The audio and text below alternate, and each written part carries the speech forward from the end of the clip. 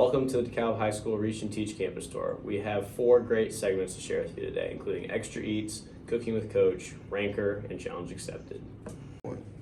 Our first segment is called Challenge Accepted, where a group of students challenged one of our chemistry teachers to a 3-point contest.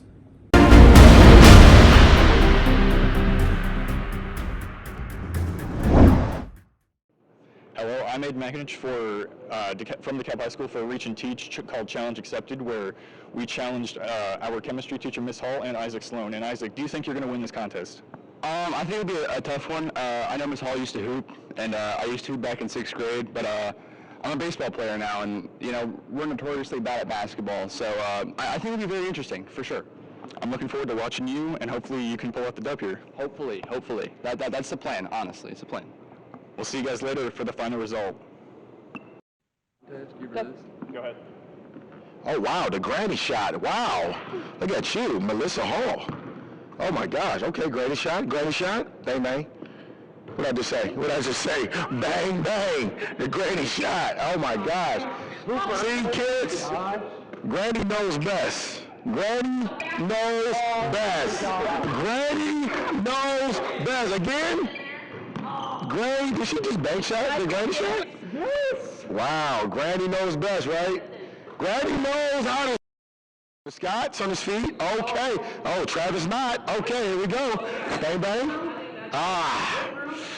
Weight room, boy. I don't know about the weight room, but it's definitely a room. Oh, wow. Oh, wow.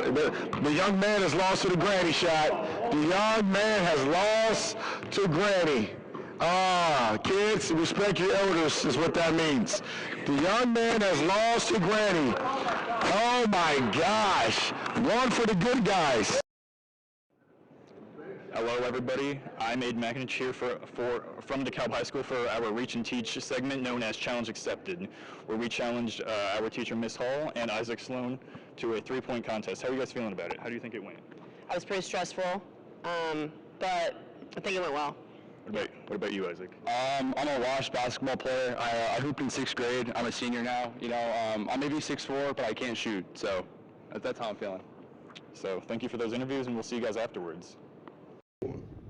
That was some great shooting by Mrs. Hall. Isaac needs some lessons. For his height, he had way too many air balls. Now let's go into Cracker Barrel, where Jimmy and I will rate food for Extra Eats.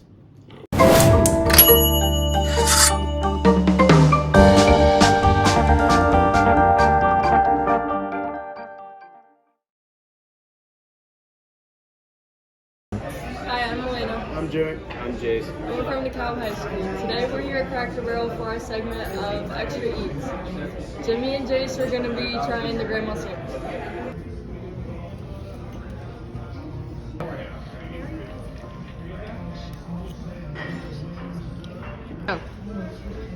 Eggs are solid.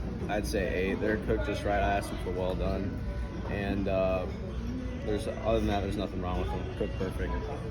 Alright, I give the eggs a solid 2 out of 10. Those things were, I don't know, they were just rubbery. Nothing on it. It's just gross. Alright, the hash brown casserole is a solid 9 out of 10. Cooked perfect. It even tastes like it has a little bit of cheese on there. I don't know, texture's perfect. Couldn't ask for anything better. I'm gonna have to agree with Jace on this one. 9 out of 10. Perfect. Good amount of cheese. Just perfect.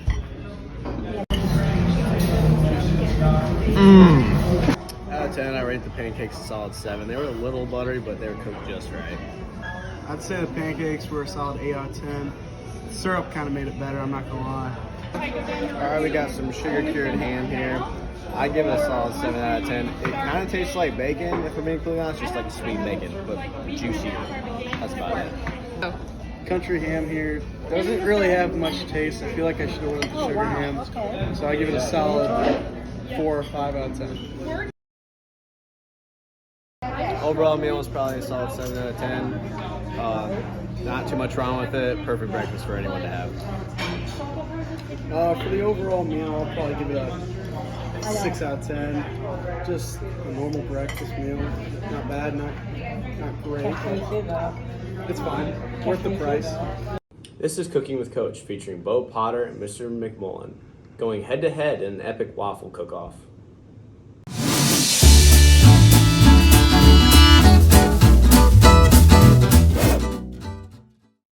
All right, this is the Reach and Teach campus tour. This is our segment, Cooking with Coach. I have Bo and I have McMullen. They're gonna cook waffles. We're gonna see which one has the best waffle. So, Bo, how are we feeling we're doing right now? Oh, it's cooking. It's cooking real nice. McMullen, how are we doing today? Good. I'm a little worried it's not going to come off this pan, but We'll see what happens.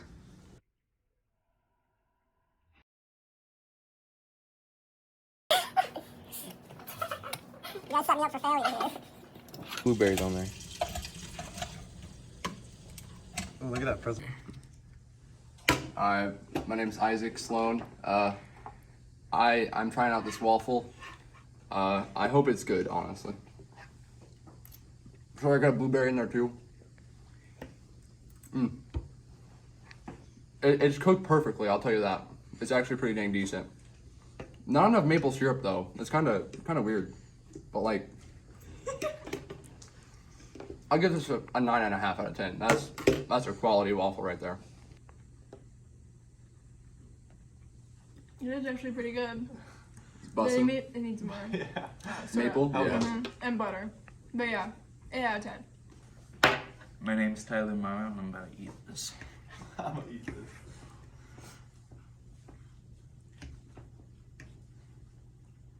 Pretty dry. Could use some syrup too.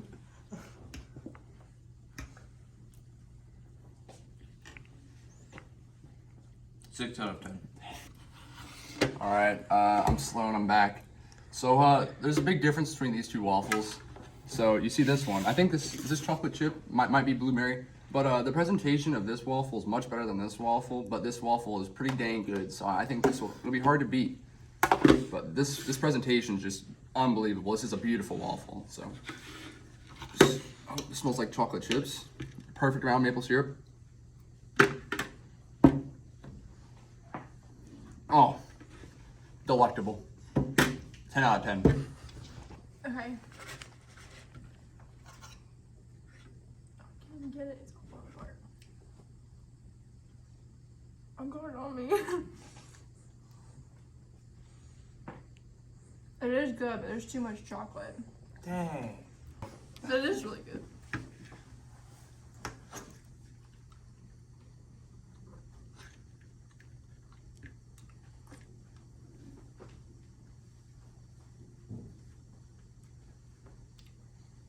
I give it an 8 out of 10.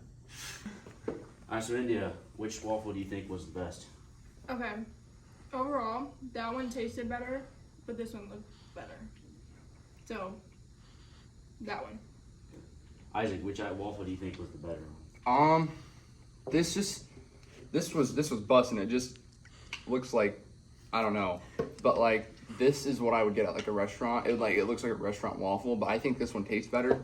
So I'm gonna go 50-50. I'm not making a decision. I'm indecisive like that. So. All right, Tyler, you're the tiebreaker. Which waffle do you think was the better one? Alright, so this one, it definitely had the better taste. It was pretty good.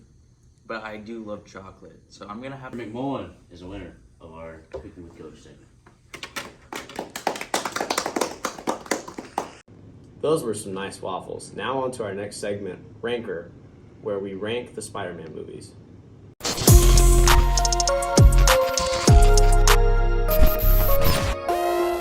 My name is Gage Schnonker, and this is my co-host, McKenna. Today we are doing the segment Ranker. We are sponsored by NCG, and we will be ranking Spider-Man movies. We will be choosing our favorite Spider-Man movies out of the Sam Raimi, The Amazing Spider-Man, and Tom Holland's Spider-Man. Hi, in round one, we're going to be doing Spider-Man 1 versus The Amazing Spider-Man. And Sam Raimi's Spider-Man is so iconic with the upside down kiss, and of course being like one of the first superhero movies of today. In The Amazing Spider-Man, we also get to witness the Lizard for the first time. We both agree that Spider-Man Spider-Man 1 is definitely definitely the best one. This next one, we will be ranking Sam Raimi's Spider-Man 2 and Spider-Man Homecoming with Tom Holland. So in Spider-Man 2, we get to witness Tobey Maguire lose his powers for the very first time.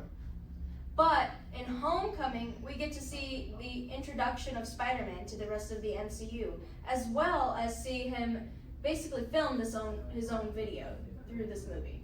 So I have to say that Homecoming is the better movie. I can agree with that as well. In this round, we are going to be doing The Amazing Spider-Man 2 versus Far From Home. The Amazing Spider-Man 2 has a lot of really good scenes, and the death of Gwen Stacy is probably one of the most iconic scenes in the Marvel movies. That's true, but Far From Home was just after Endgame and Infinity War, so you really get to see the MCU after all those deaths, as well as Mysterio's relationship with Tom Holland's Spider-Man. So I would have to say Far From Home overall is the better movie, even though Spider-Man 2 had great scenes. I think I have to give Far From Home the way on this one, sure. The next one we will be ranking is the new movie, No Way Home, and Spider-Man 3. I have to say we all know that No Way Home brought back a lot of nostalgia with all three Spider-Men being in this movie. In Spider-Man 3, we also get to witness Tobey Maguire's iconic dance. Oh, bro, but we all know No Way Home is the best movie. These are the results after the first round. The next round will consist of Spider-Man 1 versus Homecoming, Far From Home versus No Way Home. In round 2, we have Spider-Man 1 versus Homecoming. Spider-Man 1 is definitely iconic, especially it came out right after the Twin Towers fell, so it's really a symbol of hope for our country. Whereas in Homecoming, we get introduced to a new MCU villain, the Vulture, as well as a new MJ, which our cameraman is pretty fond of. We do love Homecoming, but we have to say Spider-Man 1 takes the cake. Our next ranking will be Far From Home and No Way Home. Far From Home has a lot of great scenes, and I love that it's just a vacation of a boy, but he just has superpowers and needs help. What about you? So in No Way Home, we get to witness the heart-wrenching moment of Tom Holland's interacting with Andrew Garfield and Tobey Maguire's Spider-Man for the first time.